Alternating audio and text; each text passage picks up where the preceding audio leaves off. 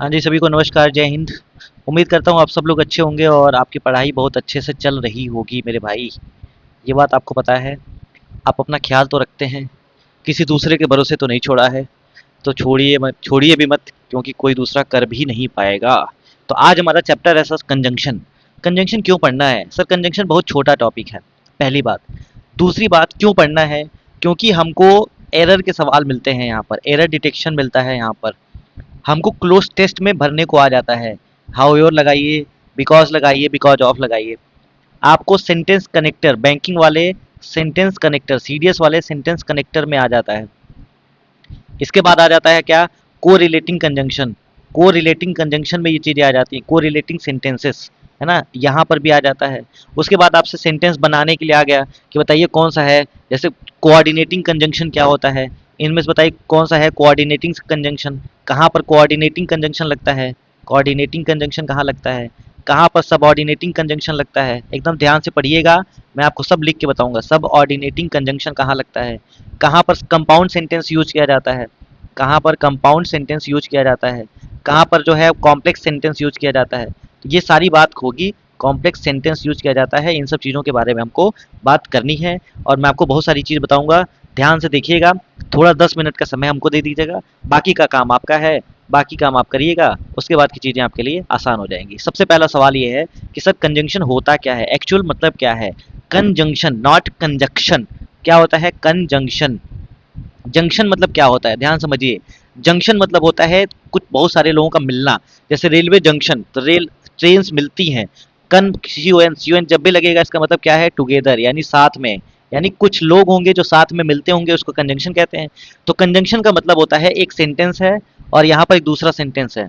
इन दोनों सेंटेंस को जोड़ने का काम जो करता है उसका क्या नाम है, कंजंक्शन। यानी दो या दो से अधिक सेंटेंस, टू और मोर देन टू सेंटेंसेस को जोड़ने का काम कौन करता है, कंजंक्शन करता है। तो कंजंक्शन की अगर डेफिनेशन आप लिखना चाहें तो लिख सकते हैं, it is a word, it is a word that joins two words या फ्रेजेस, ठीक है, या क्लॉजेस। अब ये क्या होता है सर, वर्ड्स, फ्रेज, क्लॉज। तो ग्रामर फाउंडेशन में हम सब बता चुके हैं कि ग्रुप ऑफ वर्ड्स जो होता है फ्रेज कहलाता है। अगर वर्ब हो तो उसके साथ क्लॉज कह देते हैं, वैसे वर्ड बोला जाता है। बाकी सब बात बताया है, वीडियो पड़ा हुआ है, जाके देख लीजिए। जीवन धन्य हो जाएगा और जीवन में कम से कम इंग्लिश आ जाएगी, ठीक है। नहीं तो जीवन भर झुंझुना बजाते रहोगे, कुछ नहीं होना है। इंग्लिश सीखना है, रूल याद नहीं करना है। सीखोगे तभी आएगा, रूल तो अपने आप याद हो जाएगा। रूल याद करना है लेकिन रूल अपने आप याद हो जाएगा। चलिए, अब मैं लिख लिख के दिखाता हूँ तीनों को। भैया वर्ड्स, फ्रेज और क्लॉज को कैसे जोड़ने का काम करता है। पहला लिखता हूँ सेंटेंस, भावना। भावना को लड़की है, Bhavna and, Bhavna and Karishma, Bhavna and Karishma have started a venture. तो एक वेंचर स्टार्ट करा। वेंचर मतलब होता है कंपनी या कुछ भी प्रोजेक्ट स्टार्ट करना। तो यहाँ पर क्या है, एंड कंजंक्शन है। किसको किसको जोड़ रहा है, दो वर्ड है, भावना और करिश्मा। भावना करिश्मा को जोड़ने का काम कौन कर रहा है, एंड। और ये एंड क्या हो गया, कंजंक्शन हो गया। ये बात समझ में आई। दूसरा, फ्रेज को कैसे जोड़ा जाता है। मैं लिखता हूँ योर सिंसियरिटी, योर सिंसियरिटी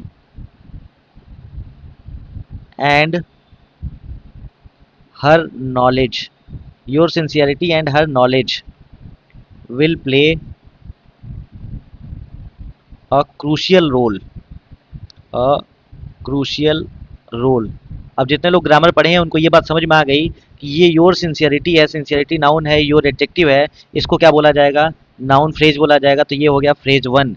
और हर नॉलेज, ये भी क्या हो गया, ये हो गया फ्रेज टू। तो फ्रेज वन और फ्रेज टू, इनको जोड़ने का काम कौन कर रहा है, इनको जोड़ने का काम कर रहा है एंड। तो एंड भी क्या होगा, कंजंक्शन होगा।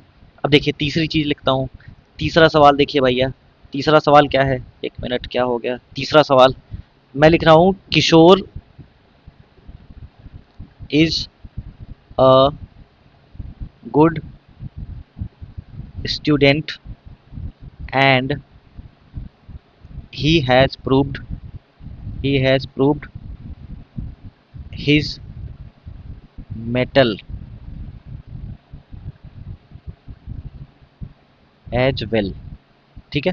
अब देखो, उसने अपना मेटल प्रूव किया, यानी अपने प्रतिभा का प्रदर्शन किया। पहला हो गया क्लॉज ये हो गया Kishore is a good student, ठीक है, क्लॉज 1। दूसरा क्या हो गया clause, mettle as well, he has proved mettle as well, clause 2। इन दोनों क्लॉज को जोड़ने का काम कौन कर रहा है, एंड कर रहा है, तो एंड फिर क्या क्या होगा, कंजंक्शन होगा।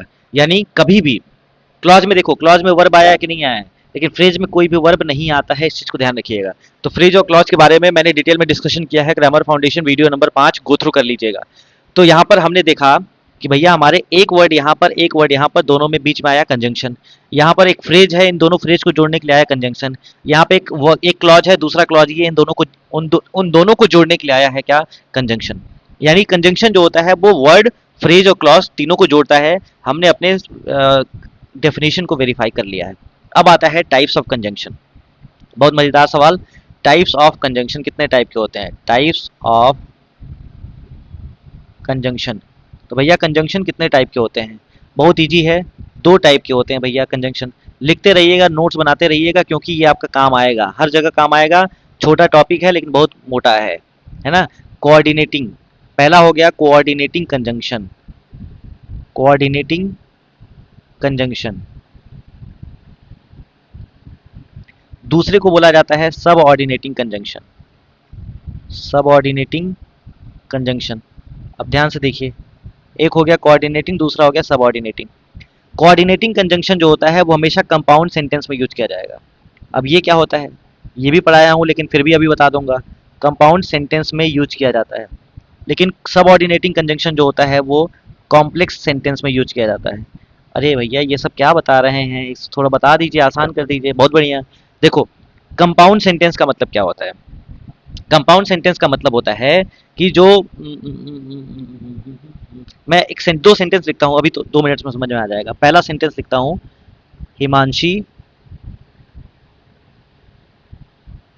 इज अ सिंसियर एस्पिरेंट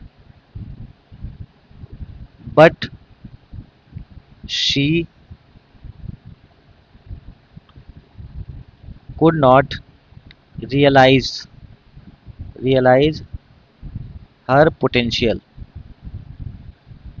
ठीक, अगला देखिए, दूसरा सेंटेंस क्या लिख रहा हूं, इफ यू स्टडी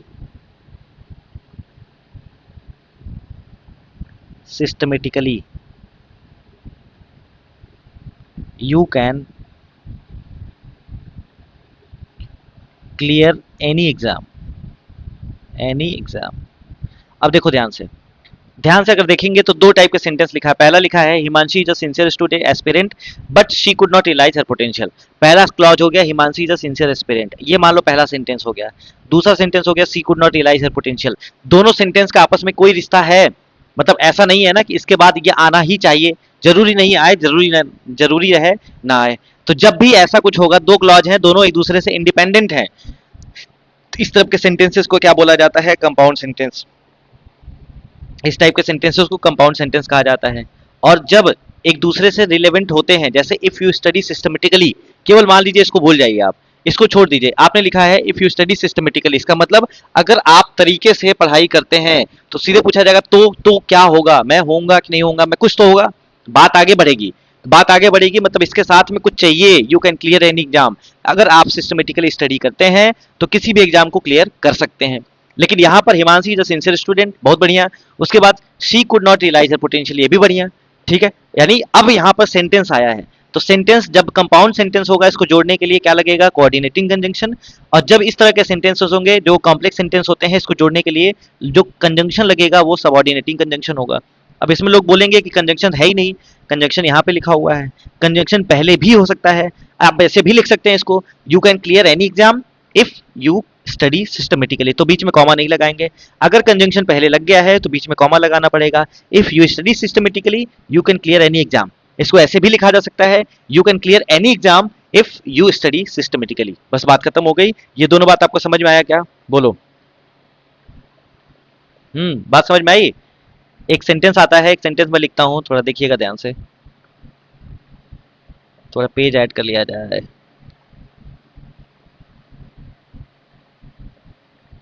चलिए, एक सेंटेंस जो बचपन से आप पढ़ते आए हैं, जैसे if you work hard, you will succeed. ठीक है, अब बताओ ये कौन सा सेंटेंस है, कॉम्प्लेक्स है कि कंपाउंड है? तो देखो कॉम्प्लेक्स में ही मामला चल रहा था, तो ये कॉम्प्लेक्स सेंटेंस है। ठीक, ओके। तो आप इसको ऐसे भी लिख सकते हैं, कंजंक्शन कौन है, if.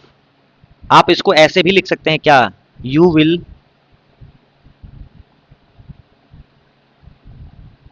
Succeed if you work hard. ठीक है, यानी आप अगर कठिन परिश्रम करोगे तो सफल हो जाओगे, यदि आप कठिन परिश्रम करते हो तो सफल हो जाओगे, या आप सफल हो जाओगे यदि आप कठिन परिश्रम करोगे। तो ये बात ध्यान रखिएगा, ये बेसिक इन्फॉर्मेशन है जो मैंने आपको बताया है। बात समझ में आ रही है? बताओ भाई, ठीक है, क्लियर है? तो ये बात याद रखिएगा। तो कोऑर्डिनेटिंग कंजंक्शन जो होता है वो कंपाउंड सेंटेंस में आता है, कोऑर्डिनेट करता है। कोऑर्डिनेट करता है मतलब ये दोनों को, दोनों के साथ है। सब ऑर्डिनेटिंग, नीचा दिखा रहा, नीचा दिखा रहा मतलब ये सेंटेंस दोनों एक दूसरे के साथ होते हैं, इसमें जो आता है वो नीचा दिखाने वाला काम करता है। ठीक, तो कोऑर्डिनेटिंग हो गया और सब ऑर्डिनेटिंग हो गया।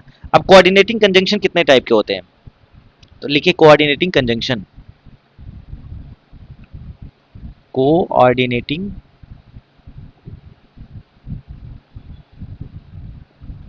कंजंक्शन। कोऑर्डिनेटिंग कंजंक्शन सबसे पहला होता है क्यूमुलेटिव, क्यूमुलेटिव कंजंक्शन। ठीक है, दूसरा होता है एडवर्सेटिव कंजंक्शन, एडवर्सेटिव कंजंक्शन। तीसरा होता है ऑल्टरनेटिव कंजंक्शन, ऑल्टरनेटिव कंजंक्शन। चौथा होता है इलेटिव कंजंक्शन, इलेटिव कंजंक्शन। ठीक, अब आगे देखिए, कुमुलेटिव कंजंक्शन जो होता है वो सिंपली ज्वाइन करता है दो सेंटेंसेस को, सिंपली ज्वाइन करता है दो सेंटेंसेस को। लेकिन एडवर्सेटिव जो होता है वो क्या करता है, कॉन्ट्रास्ट दिखाता है। कॉन्ट्रास्ट मतलब होता है विरोधाभास। ऑल्टरनेटिव जो होता है वो चॉइस दिखाता है, या तो ये या तो वो, आइदर और। इलेटिव जो होता है वो रिजल्ट दिखाता है, अगर ऐसा नहीं हुआ तो फेल हो जाओगे, रिजल्ट, या ऐसा करोगे तो ऐसा नहीं होगा। अब देखो सिंपली जो ज्वाइंस करता है वो कौन कौन से होते हैं, एंड, या अलोंग विद के साथ, as well as, as well as, not only, but also, इसका पेयर बनता है बट ऑल्सो, ध्यान रखिएगा। तो ये सब आते हैं। एडवर्सिटी जो कॉन्ट्रास्ट दिखाते हैं वो कौन कौन से होते हैं, दो, ऑल्दो, ठीक है, बट, हाउएवर। हाउएवर क्या दिखाता है, कॉन्ट्रास्ट दिखाता है। नॉट विद स्टैंडिंग, सब बताएंगे आपको क्या होता है नॉट विद स्टैंडिंग। इस तरह के जब भी आएंगे तो कॉन्ट्रास्ट दिखेगा, थीम पकड़ लीजिएगा, काम हो जाएगा, फिलर्स हो, क्लोस्टेस हो, सब हो जाएगा। ऑल्टरनेटिव क्या होगा, ऑल्टरनेटिव चॉइस दिखाता है, आइदर, आइदर और, आइदर के साथ किसका जोड़ा बनता है, और का। इसके बाद नाइदर के साथ किसका जोड़ा बनता है, नाइदर के साथ किसका जोड़ा बनता है, नॉर का। ठीक है, एल्स, ये सब जो होता है अल्टरनेटिव होता है। इलेटिव किस क्या दिखाता है, रिजल्ट, हेंस। ठीक है, सो, एक होता है देयरफॉर, इसलिए। तो ये सब जो होते हैं वो क्या हो जाते हैं, कोऑर्डिनेटिंग कंजंक्शन हो जाता है। अब आइए हम चलते हैं किस पे, सब ऑर्डिनेटिंग कंजंक्शन पे। तो लिख लिए होंगे आप लोग, वीडियो को पॉज करके लिख लीजिएगा। ठीक है, अगला देखिए क्या है अपने पास, सब ऑर्डिनेटिंग कंजंक्शन, सब ऑर्डिनेटिंग कंजंक्शन।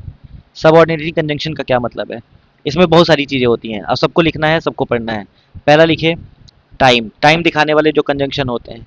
अच्छा, सबऑर्डिनेटिंग कंजंक्शन कहाँ यूज किया जाता है, फिर से आइए वापस। सबऑर्डिनेटिंग कंजंक्शन जो है कॉम्प्लेक्स सेंटेंस में यूज किया जाता है। तो टाइम दिखाने वाले कौन कौन से होते हैं, जैसे before, after, as soon as, when, whenever. ठीक, दूसरा प्लेस दिखाने वाले कौन से होते हैं, प्लेस, वेयर, वेयर एवर। ठीक, तीसरा मैनर, तरीका दिखाने वाले, मैनर, मैनर के लिए आता है एज, जैसा कि, एज इफ, ये भी आता है। चौथा रीजन, कारण, रीजन के कौन कौन से होते हैं, तो रीजन के हो जाएगा as, since, because because of, due to. ऐसे ही पांचवा और भी होते हैं, मैं इतना ही लिख रहा हूँ। पर्पज, पर्पस दिखाने वाले। तो पर्पस दिखाने वाले कौन कौन से होते हैं? तो पर्पज वाले होते हैं सो दैट, ठीक। उसके बाद एक होता है सो के साथ अलग अलग आता है तो पर्पज, लेकिन अगर सो के साथ दैट एक साथ आता है रिजल्ट, तो वो क्या दिखाता है? रिजल्ट दिखाता है। रिजल्ट हो गया सो दैट। कंपैरिजन, तुलना करने वाले। कंपैरिजन में कौन कौन से आएगा? फटाफट लिखते रहिए हमारे साथ। पहला एज एज, दूसरा नेगेटिव होगा तो क्या लिखाएंगे? So as. उसके बाद सातवां के बाद आता है आठवां, क्या दिखाता है? कंपैरिजन के बाद कंडीशन। कंडीशन में इफ, यदि, अनलेस ऐसा ना हो तो, प्रोवाइडेड। प्रोवाइडेड मतलब होता है इसके बाद भी, provided, given that, provided that, ये सब जो होते हैं वो सब किस में आते हैं? ये सब जो है कंडीशन में आते हैं। इसको ध्यान रखिएगा, ठीक है। इसके अलावा आपको एक और चीज़ बताना है।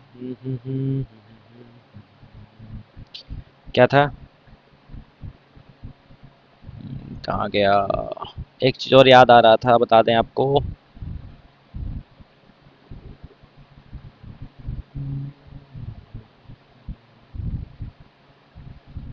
सो दैट, सो एच, सब बता दिया है आपको। एक और चीज़ था, खैर कोई बात नहीं, इसको ध्यान रखिएगा। कुछ याद आ रहा था, भूल गया। अब आगे देखिए, ये सब हो गया ना। अब आता है कि कब क्या लगेगा, कैसे लगेगा, यूज बता दीजिए, सब काम हो जाएगा। तो देखिए, सेंटेंस लिखता जाऊंगा और चीज़ों को समझते जाइएगा। मैं लिख रहा हूँ क्या? मैं लिख रहा हूँ whenever I meet him, I ask about his father. जब भी मैं मिलता हूँ तो मैं क्या किसके बारे में पूछता हूँ? उसके पिताजी के बारे में पूछता हूँ। तो यहाँ पे वेन एवर कंजंक्शन हो गया, ठीक है। दूसरा sentence, the train had left. Sentence बताइए। Whenever I meet him, I, जब भी मैं मिलता हूं तो क्या करता हूं? तो बताइए कौन सा सेंटेंस है? कॉम्प्लेक्स सेंटेंस है।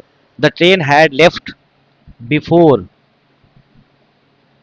I reached the station.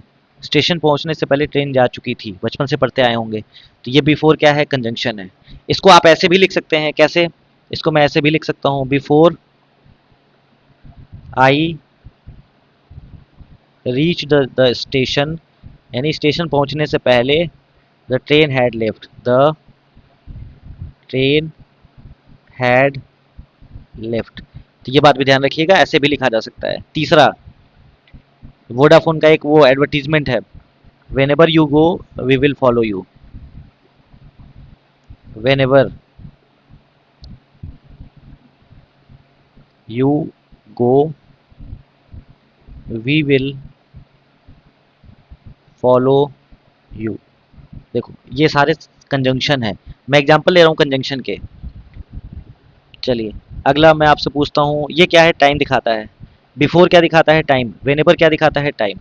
अगला देखिए, चौथा, he wants to play, he wants to play as his father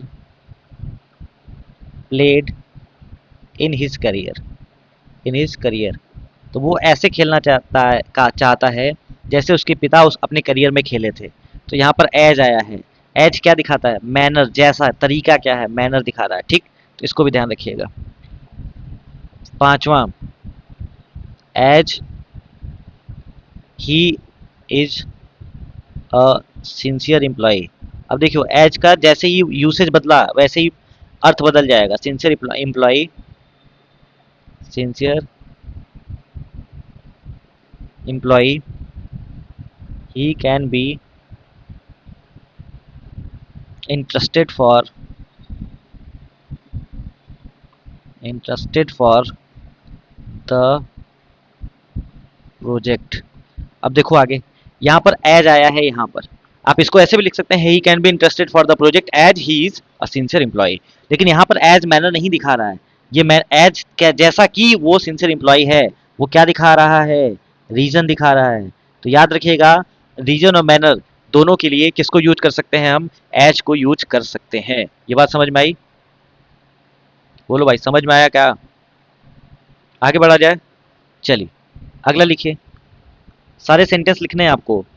he scolded, उसने डांटा, scolded me as if he were my father, he were my father. उसने ऐसे डांटा जैसे वो मेरा पिता हो। एज इफ, एज इफ जब भी आएगा तो ये क्या दिखाएगा, एज इफ क्या दिखाएगा, चॉइस, सॉरी, एज इफ क्या दिखाएगा बताओ, एज इफ क्या दिखाएगा, जैसा कि वो मेरा पिता हो। अब यहाँ पे आप देखे होंगे कि भैया ही के साथ वॉज आता है तो वर क्यों लगा है, तो ये कंडीशनल सेंटेंस है। जब भी इमेजिनरी चीज आती है, वो है नहीं पिता, लेकिन पिता जैसा हो ऐसे डांटा, वैसे डांटा जैसे वो मेरा पिता हो। Scolded me as if he were my father, तो यहाँ पर एज इफ लगेगा, इस चीज को भी ध्यान रखिएगा। ठीक, तो एज इफ क्या हो जाएगा, एज इफ हो जाएगा मैनर, तरीका। आगे बढ़ा जाए, चलिए भैया अगला सवाल देखिए।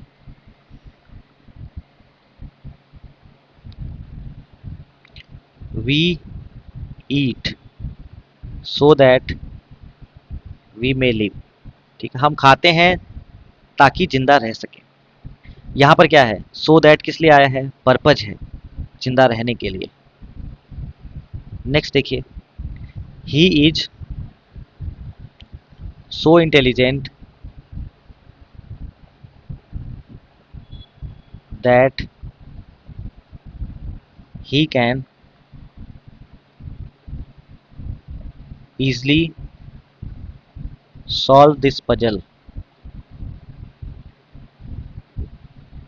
ठीक है, अब यहाँ पे देखो क्या है, यहाँ पर सो जो है वो क्या दिखा रहा है, रिजल्ट दिखा रहा है। ही वी ईट, वो पर्पस था कि वे में लिव। ही सो इंटेलिजेंट, वो इतना इंटेलिजेंट है कि वो सॉल्व कर सकता है पजल।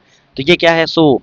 यहाँ पर इंटेलिजेंट क्या है भैया, ये है एडजेक्टिव, एडजेक्टिव से पहले लगा है तो ये क्या हो जाएगा, एडवर्ब हो जाएगा। और वो भी कौन सा, एडवर्ब ऑफ डिग्री दिखा रहा है।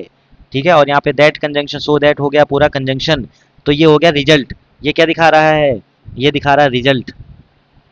इसको ध्यान रखिएगा, यहाँ पे हमने लिखा था ना कि सो दैट जो है वो क्या दिखाता है, सो दैट रिजल्ट दिखाता है, और सो दैट जो दूर दूर जाता है वो पर्पस दिखाता है। सॉरी, इसको ऐसे भी लिखिएगा आप, ऐसे लिखिएगा इसको। वाह, ये देख रहे हो सब, यहाँ पर सो दैट पर्पस दिखाता है, और सो दैट जो है वो क्या दिखाता है, रिजल्ट दिखाता है। ठीक है, तो ये सही कर लीजिएगा आप। अगला देखिए, तो ये कहानी हो गई आपकी रिजल्ट की। अगला देखिए, जैसे पूछा जाए, Manish is Manish is as intelligent as his brother is. वो इतना ही इंटेलिजेंट है जितना उसका भाई है। ठीक है, तो यहाँ पर एज और एज का आ गया, और एज किसके लिए आता है बताओ, एज और एज किसके लिए आता है, आपने लिखा है क्या, बताइए, एज और एज कहाँ पर लिखा है, तो एज, ठीक है, तो इस चीज को ध्यान रखिएगा। मनीष क्या है, Manish is as intelligent as his brother, यानी वो अपने भाई के बराबर है। और भाई के बराबर है तो क्या दिखाएगा, ये कंपैरिजन। तो ये हो गया आपका कंपैरिजन वाली कहानी, इस चीज को भी ध्यान रखिएगा। तो ये एज और हो गया क्या, कंपैरिजन। तो इसको लिख लीजिए, ये क्या है, कंपैरिजन है। 10वां देखिए, नेक्स्ट सेंटेंस लिख रहा हूं, मनीष इज नॉट, और ये एम कैपिटल होगा, इसको ध्यान रखिएगा। एम हमेशा जो होगा प्रॉपर नाउन है तो कैपिटल होगा। Manish is not so intelligent as his brother is. जैसा उसका भाई है वैसा इंटेलिजेंट वो नहीं है। यहाँ पर क्या होगा, यहाँ पर देखो, यहाँ पर जैसे ही नेगेटिव लग गया, इस तरह समझे, सो एज लगा दिया। तो याद रखिएगा, कंपैरिजन के लिए आता है लेकिन नेगेटिव कोनोटेशन में आता है, बस इतनी बात है, इसको ध्यान रखिएगा। ठीक, अब खास बात क्या है, जहां से सवाल बनते हैं ये तो मैंने बता दिया। कभी भी नॉट ओनली आएगा, नॉट ओनली आएगा तो इसके साथ किसका जोड़ा बनेगा, बट ऑल्सो का जोड़ा बनेगा। इसके अलावा किसी भी चीज़ का जोड़ा मत बनाइएगा। कभी भी आइदर आएगा तो किसके साथ जोड़ा बनेगा, आइदर का और के साथ जोड़ा बनेगा। और कभी भी नाइदर आएगा तो नाइदर का किसके साथ जोड़ा बनेगा, नॉर के साथ जोड़ा बनेगा। बस इतनी कहानी ध्यान रखिएगा, ठीक है, कोई दिक्कत। चलिए अब आइए कॉन्सेप्ट्स पढ़ते हैं, कॉन्सेप्ट्स ऑफ कंजंक्शन। क्या है कॉन्सेप्ट्स, कॉन्सेप्ट्स को पढ़ेंगे और समझेंगे क्या है कॉन्सेप्ट। फटाफट कर लेते हैं, जल्दी से खत्म हो जाएगा, 2 मिनट का और समय दीजिए। पहला कॉन्सेप्ट क्या कहता है, पहला ये कॉन्सेप्ट कहता है कि भैया नॉट ओनली जब भी आएगा, बस वही चीज़ कॉपी कर लीजिए। नॉट ओनली जब भी आएगा तो उसके साथ क्या बनेगा, बट ऑल्सो लगेगा, ठीक, पहली बात। दूसरा आइदर जो आएगा, आइदर, आइदर के साथ हमेशा किसका जोड़ा बनेगा, और का। लेकिन अगर नाइदर आएगा तो नाइदर का किसके साथ जोड़ा बनेगा, नॉर का, ठीक है।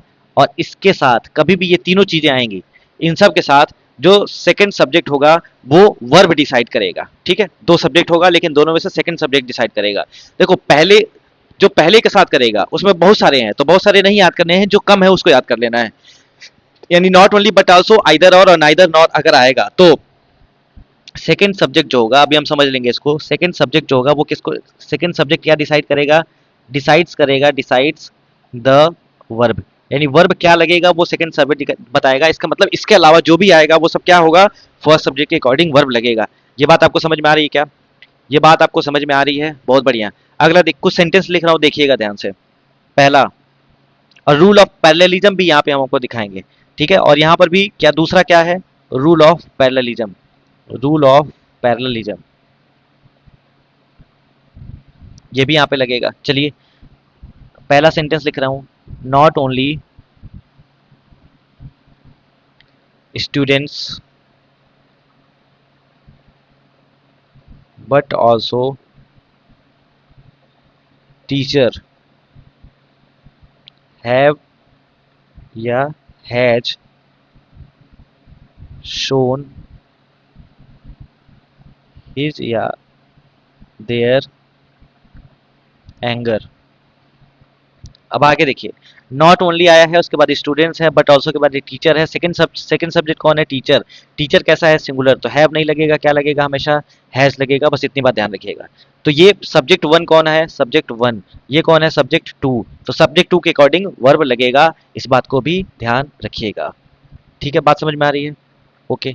अगला सवाल देखिए, दूसरा सवाल, रूल ऑफ पैरेललिज्म भी डिस्कस कर लेते हैं आपसे। Rule of parallelism, Mahak, MAHA के Mahak is not only a good performer but also a decent choreographer, choreographer, ठीक है। इस चीज को ध्यान, कोरियोग्राफर मतलब होता है जो डांस सिखाता है। तो नॉट ओनली के बाद क्या आया है, एक नाउन फ्रेज आया है, अ गुड परफॉर्मर।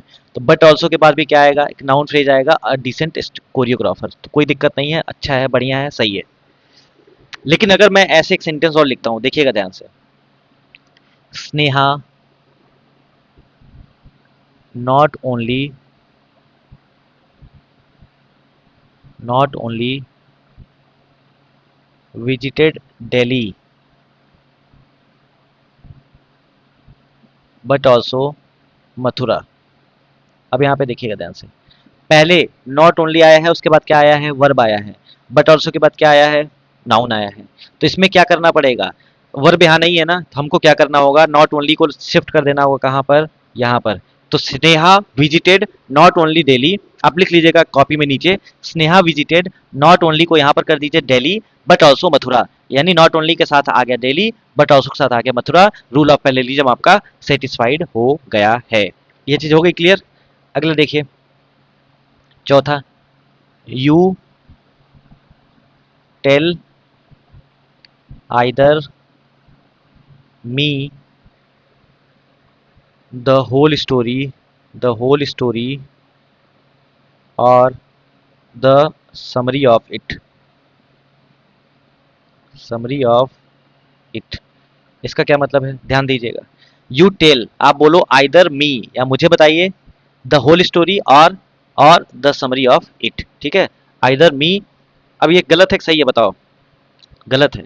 क्यों? आइदर के साथ प्रोनाउन आ गया है, और के साथ जो है नाउन आया है। तो आपको क्या लिखना पड़ेगा? You tell either the whole story, either the whole story, story और द समरी ऑफ इट। यानी इस सेंटेंस को करेक्ट करना है तो लिखना पड़ेगा आपको you tell me either the whole story और द समरी ऑफ इट। ठीक है ना? तो ये चीज ध्यान रखिएगा। ये बात आपको समझ में आया? रूल 1 आपका क्लियर हो गया। रूल 1 में इतनी ही बात थी जो मैंने आपको बता दी। अगला हेडिंग डालिए, कॉन्सेप्ट 2। कॉन्सेप्ट 2 ज़्यादा नहीं, 3-4 कॉन्सेप्ट है, 10 मिनट में समय लगेगा। कॉन्सेप्ट 2, पहला, because. Because Manish misbehaved with you so he was rebuked. Rebuke मतलब होता है डांट पड़ना। Rebuked by the teacher. अब बताओ इसमें क्या गलती है? जब भी बिकॉज आएगा उसके बाद किसी का जोड़ा नहीं बनता है तो ये सो नहीं लगेगा यहाँ पर।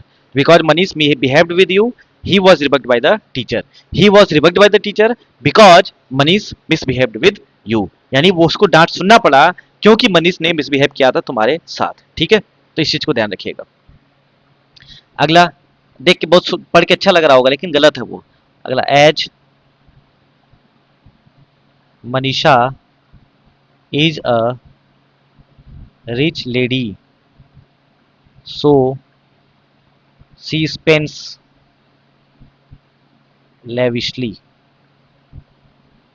वो खर्चा करती है बहुत ज्यादा। तो as Manisha is a rich lady, तो यहाँ पर सो लगाने की कोई जरूरत है नहीं। ठीक, सी स्पेंड्स लेविशली। यानी यहाँ पे कॉन्सेप्ट क्या समझ में आया? कॉन्सेप्ट ये समझ में आया, जब भी बिकॉज लगेगा विद क्या? बिकॉज। बिकॉज के साथ, सिंस के साथ, ठीक है, एज के साथ हम क्या नहीं यूज करते हैं? वी डोंट यूज, क्या नहीं कर सकते हैं? सो, देयर फॉर, दस। तो ये कॉन्सेप्ट लिख लीजिएगा, बहुत ही ज्यादा इंपॉर्टेंट है। यानी बिकॉज, सिंस और एज के साथ कभी भी सो, देयर फॉर और दस यूज नहीं करते हैं, और जनरल एग्जाम में सवाल बनते हैं कि क्योंकि उसने किया इसलिए, क्योंकि इसने किया वो हो गया। सो देयर फॉर इसलिए लगाने की यहाँ पे कोई जरूरत नहीं है। हिंदी में लग सकता है, इंग्लिश में नहीं लगेगा। तो ये पहली बात हो गई जो आपको समझ में आ गया है। क्या ये बात आपको समझ में आया? आगे बढ़े। अब आते हैं को रिलेटिव कंजंक्शन कौन कौन से होते हैं, इसको समझते हैं। क्या कॉन्सेप्ट हमारा? हमारा कॉन्सेप्ट है को रिलेटिव कंजंक्शन। को रिलेटिव यानी रिलेटिव होंगे, साथ रहते होंगे, बहुत बढ़िया। कंजंक्शन, ये बात तो समझ में आई, साथ रहते होंगे। तो साथ रहने वाले कौन कौन से हैं? जैसे बोथ। बोथ के साथ क्या रहता है? एंड। आइदर के साथ क्या रहता है? और। नाइदर के साथ क्या रहता है? नॉर। नॉट ओनली के साथ क्या लगता है? But also. बिटवीन के साथ क्या लगता है? एंड। फ्रॉम के साथ क्या लगता है? टू। लिस्ट के साथ क्या लगता है? शुड। अब लिस्ट के बारे में थोड़ा ध्यान रखिएगा, जिसको लिस्ट या लिस्ट पढ़ सकते हैं। सो दैट, लिस्ट का मतलब होता है सो दैट नॉट। ठीक है, ऐसा ना हो ताकि। ठीक है, अब ये तो हो गया बेसिक इन्फॉर्मेशन। इसके बाद हमेशा याद रखिएगा, हार्डली,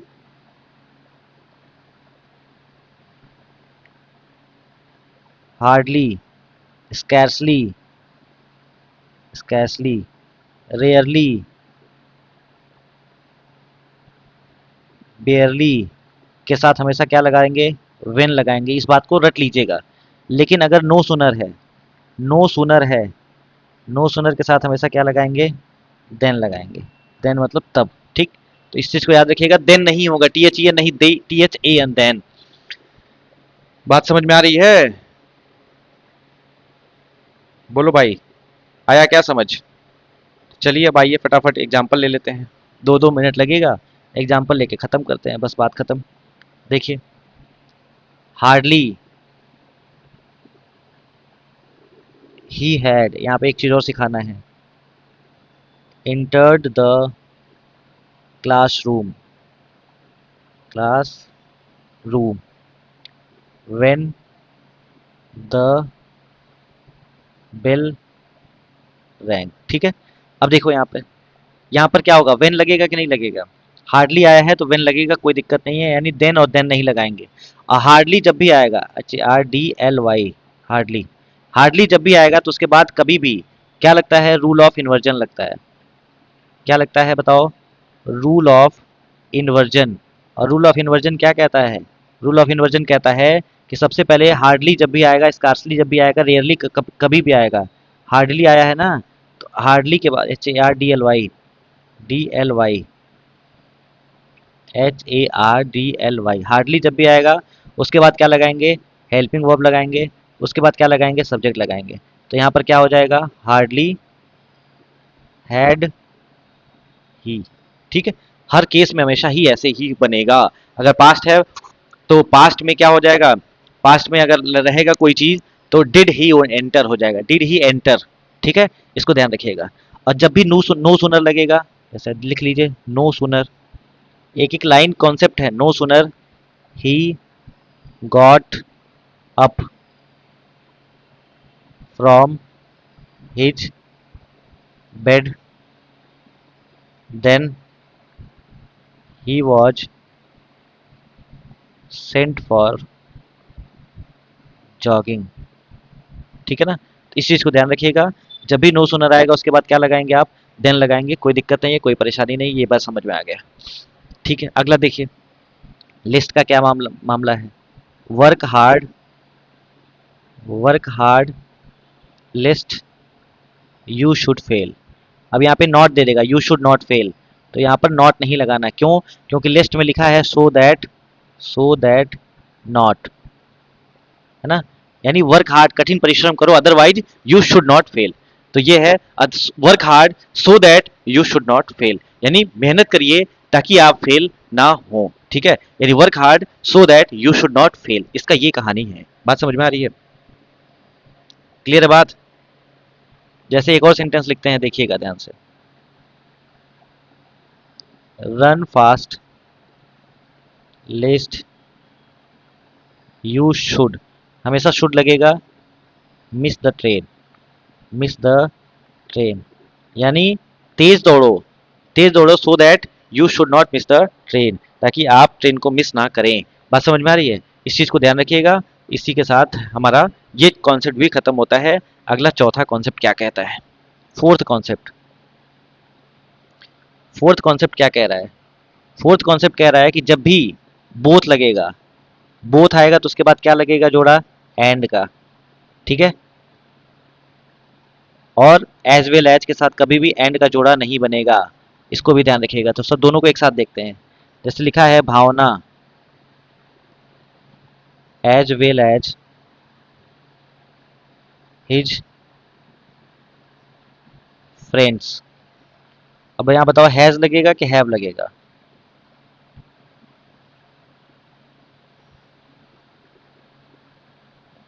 ज्वाइन दिस कोर्स। ठीक है, Bhavna as well as his friends, यहाँ पर क्या सब्जेक्ट वन कौन है? ये। सब्जेक्ट टू क्या है? ये। सब्जेक्ट टू के अकॉर्डिंग लगेगा, यानी हैज नहीं आएगा, क्या आएगा? हैव आएगा। ये बात समझ में आ गई? ठीक है, अगला देखिए, both Bhavna as well as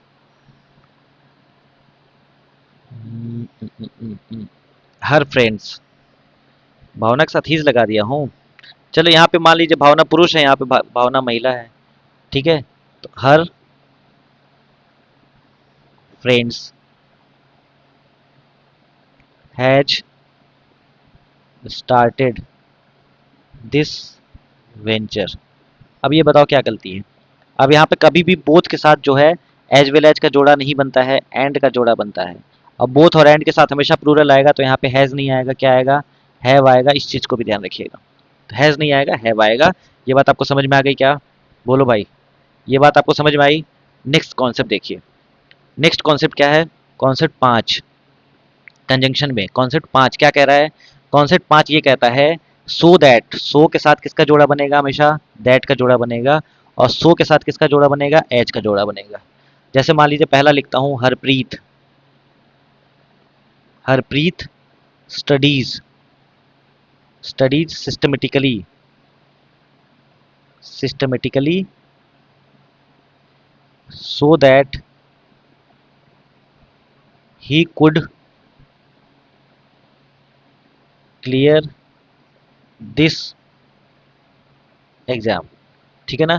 तो Harpreet studies systematically so that, ताकि वो क्लियर कर पाए, रिजल्ट बता दिया। दूसरा देखिए, अभी रूल क्या है मैं बताता हूं। हरप्रीत स्टडीज सिस्टमेटिकली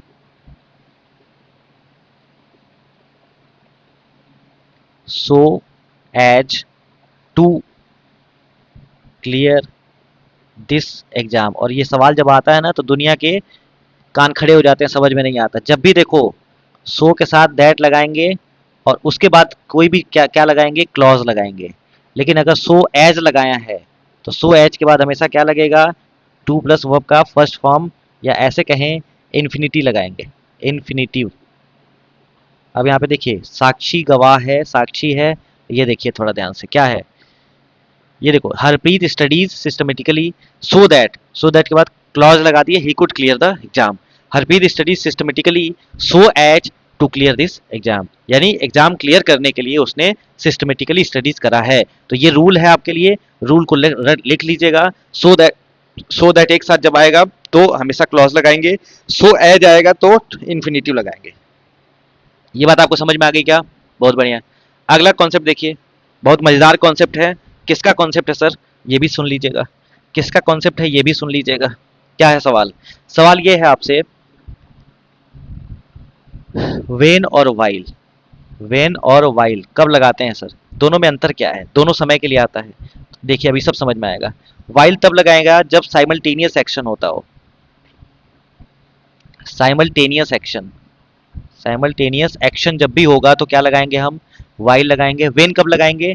वेन तब लगाएंगे जब पॉइंट ऑफ टाइम हो, पॉइंट ऑफ टाइम होगा तो क्या लगा देंगे? वेन लगा देंगे। बहुत बढ़िया। देखिए ध्यान से समझिएगा। पहला क्या सेंटेंस है? पहला है विष्णु मेट हिज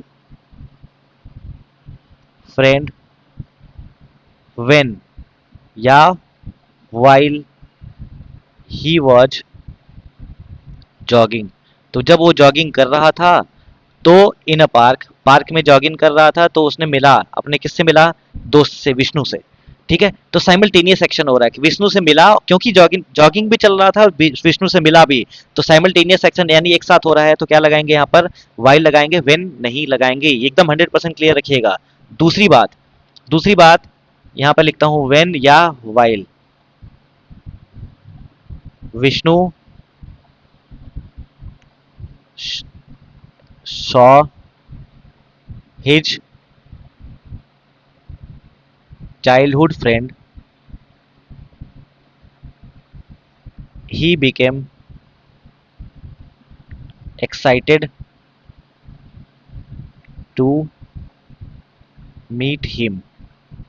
यानी जब उसने देखा अपने चाइल्डहुड फ्रेंड को, he became excited to meet him, यानी मिलने के लिए वो एक्साइटेड हो गया। साइमल्टेनियस एक्शन नहीं है, पॉइंट ऑफ टाइम पे किस समय देखा था जब, तो यहाँ पर वाइल नहीं लगेगा, क्या लगेगा? वेन लगेगा। बस ये चीज ध्यान रखिएगा। बात खत्म हो गई। अगला देखिए, अब छोटे छोटे कॉन्सेप्ट बचे हैं। आप लिखिए rule number, concept number 7। Concept number 7 क्या कहता है? सच एज और सच दैट, इन दोनों का क्या कॉन्सेप्ट है? जैसे मान लीजिए मैंने लिखा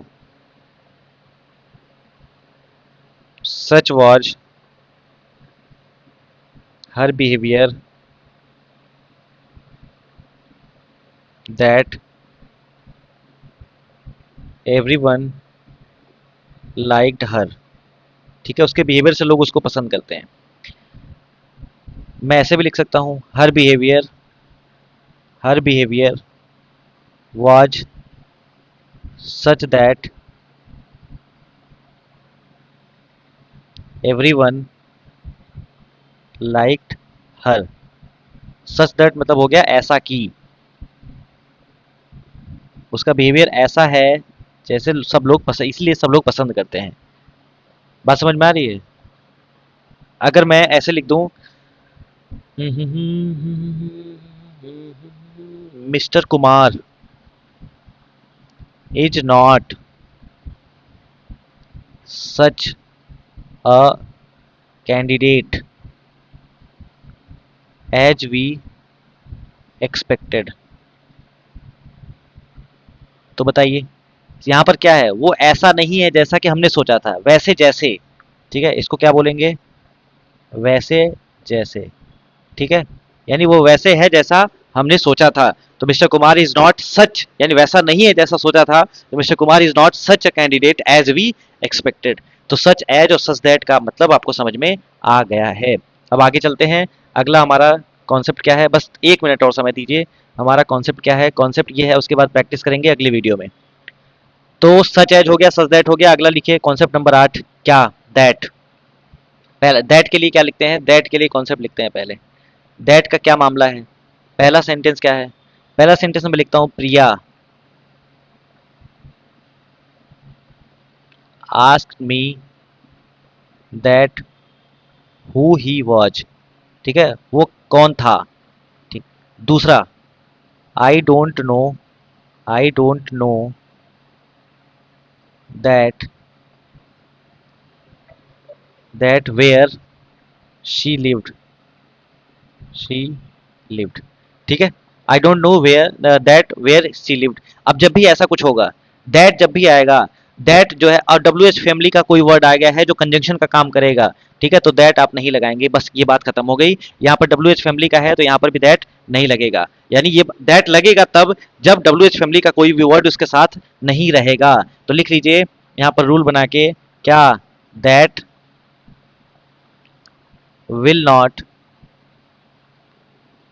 be used before a clause starting with WH family word, WH family word। ठीक है, तो इस चीज को बेहतरीन ढंग से ध्यान रखिएगा। दैट कभी भी नहीं आएगा, जब WH लगाएंगे तो WH ही कंजंक्शन का काम करेगा। तो इस तरह से आपने ये बात सीखी। और लास्ट कॉन्सेप्ट है जो, उसको भी आपको लिख लेना चाहिए। और वो कॉन्सेप्ट क्या है? कॉन्सेप्ट नंबर 9 क्या है? पहला, not only Vani was fined but also expelled from the class, from the class। अब यहाँ पे ध्यान से देखिएगा, ये क्या है? फाइन मतलब होता है फाइन लगाना, पेनाल्टी लगाना। तो ना ही कि ना केवल वाणी को फाइन लगाया गया, बट उस क्लास से भी बाहर निकाल दिया गया। अब बट ऑल्सो के बाद क्या आया है? वर्ब आया है। तो यहाँ पर नॉट ओनली के बाद क्या आएगा? वर्ब आएगा। तो वाणी वॉज नॉट ओनली फाइंड, तो यहाँ पर हो जाएगा ऐसे, वाणी वॉज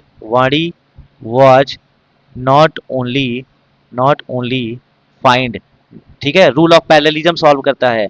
ठीक है, रूल ऑफ पैरेललिज्म क्या कहता है? नॉट ओनली जब भी आएगा तो अगर वर्ब आएगा तो बट ऑल्सो के बाद क्या आएगा? तभी वर्ब आना चाहिए। यानी नॉट ओनली के बाद अगर यहाँ पर नाउन आया है तो बट ऑल्सो के बाद भी नाउन आना चाहिए। इसको रूल ऑफ पैरेललिज्म कहा जाता है। तो देखिए दूसरा सेंटेंस लिखता हूँ, थोड़ा ध्यान और समझिएगा ताकि समझ में आपको आ जाए। मैं लिख रहा हूँ, Ankita not only likes singing, ना ही वो गाना पसंद करती है, ना केवल गाना पसंद करती है, बट ऑल्सो कंपोजिंग, गाना को लिखना भी पसंद करती है। अब बट ऑल्सो कंपोजिंग आ गया, बट ऑल्सो क्या आएगा? कंपोजिंग, यानी वर्ब आया है तो इसीलिए नॉट ओनली लाइक्स सिंगिंग आना चाहिए। अच्छा, ये वर्ब नहीं है, ठीक है। कंपोजिंग क्या है? नाउन, बना रही है। तो अब कंपोजिंग, कंपोजिंग क्या है? जिरंड है। कंपोजिंग क्या है? जिरंड है। इसको नाउन है और जिरंड का काम कर रहा है, ये बात याद रखिएगा। सिंगिंग भी क्या है? जिरंड है। तो यहाँ पर आएगा Ankita not likes not only singing but also composing. तो ये बात याद रखिएगा, Ankita not only singing Ankita likes not only singing but also composing. तो ये बात रही आपकी, इसको ध्यान रखिएगा। और अगला सवाल देखिए तीसरा, मैं लिख देता हूं इसको, not only he is intelligent, not only he is intelligent but also humble. अब ये देखिए रूल ऑफ पैलेजियम क्या कहता है कि भैया बट ऑल्सो के बाद क्या आया है, हम्बल। हम्बल क्या है, एडजेक्टिव है, तो नॉट ओनली के बाद भी क्या आएगा, एडजेक्टिव आएगा, तो नॉट ओनली को यहाँ पर लगा देंगे। He is not only intelligent but also humble, तब जाके ये स्टेटमेंट सही हो जाएगा, चेंज कर लीजिएगा। He is not only intelligent but also humble. ठीक है, अगला देखिए रूल ऑफ पैलेजियम पे ही चौथा concept, neither neither boys nor girls, neither boys nor girls has या have attended the class, attended the class।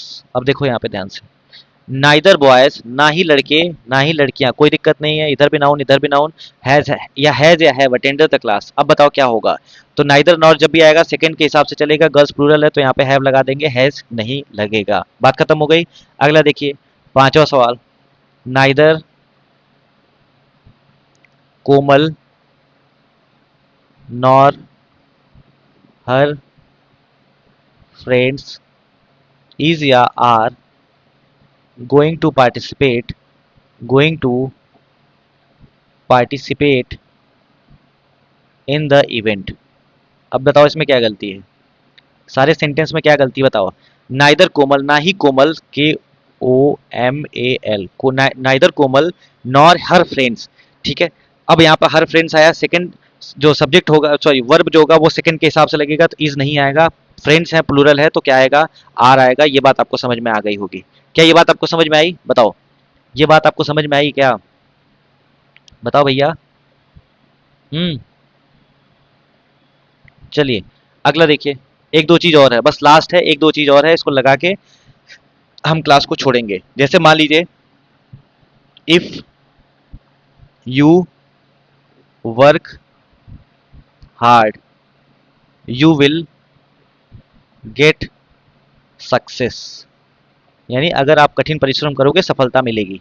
ठीक है, और मैं ऐसे लिख देता हूं, unless you work hard you will not you will not get success.